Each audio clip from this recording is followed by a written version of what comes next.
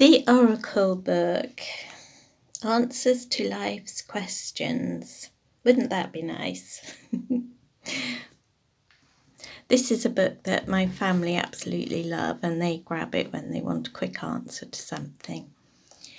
But with bibliography, you choose a book that you feel is appropriate, and you would have a question ready and then hold the book for a while with that question in mind, and then riffle through the pages until you feel ready to stop, and then using your left hand hover over one of those pages again until you feel ready to point at something, and then have a look and see what the passage or the word or the sentence that you have highlighted. And that's it. That's the essence of bibliomancy. It's so simple. One of the reasons I really like it. And towards the end of this video, I'm going to do a little experimental reading, which I hope that will have some meaning for whoever is watching.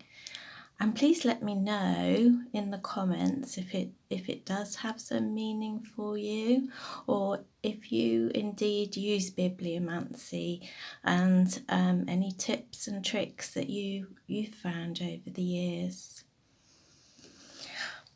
But before that, just a bit of background.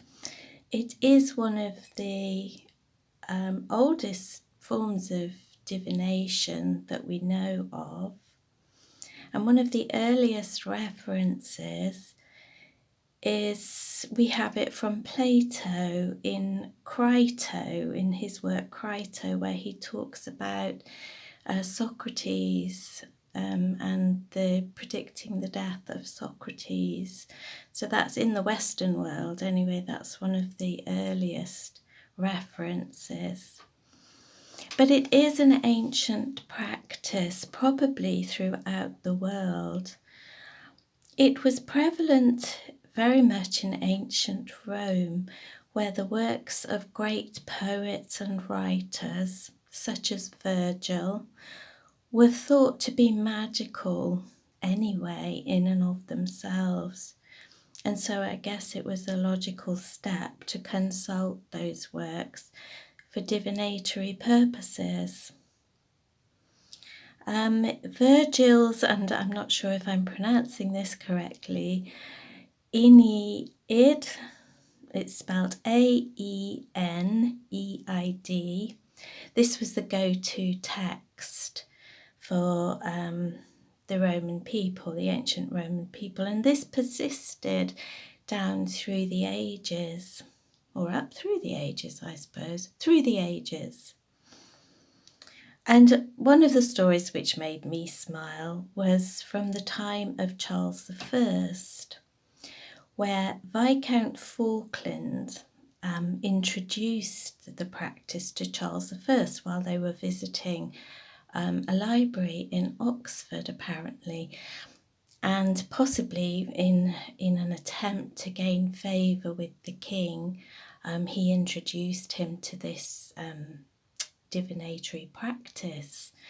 So of course King Charles tried it, only to have his death predicted in 1649, I think it was, correctly, apparently. Well, Viscount Falkland was obviously horrified by this, and Charles I was jolly put out. So Viscount Falkland immediately flicked to another page to try and discredit rather the whole process, only to have his own death predicted in the same manner. I don't know how true that story is, but it did make me smile. Anyway, as promised, let me just adjust the camera and we'll do a reading. Let's see if we can do this.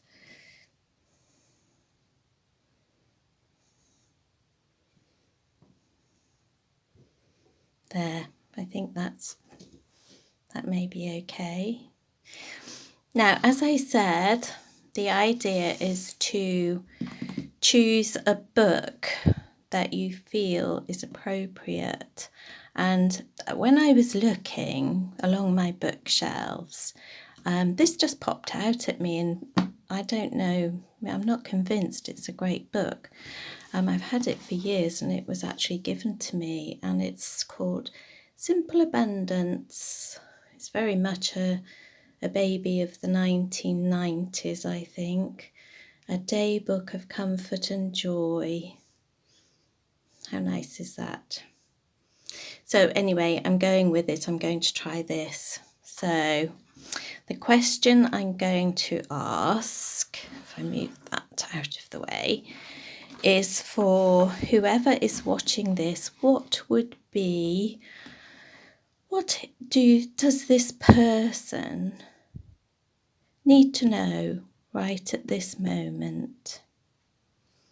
So again, using my left hand, because left is the hand for receiving, I'm just going to go in at a random page. And I'm not going to look. That's the other thing. You're supposed to keep your eyes closed. So I'm going to go all across the page with my left hand until I feel the urge to stop. And here I am. So what does this say? Right, I've just readjusted.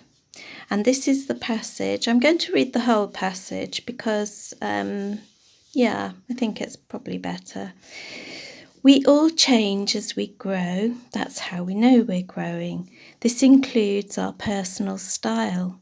If you no longer love your Fiesta cereal bowls, I don't know what that refers to, and now want to collect Blue Willow, or if the Limoges luncheon plates left you by your grandmother don't really suit your casual country style of entertaining, give them away.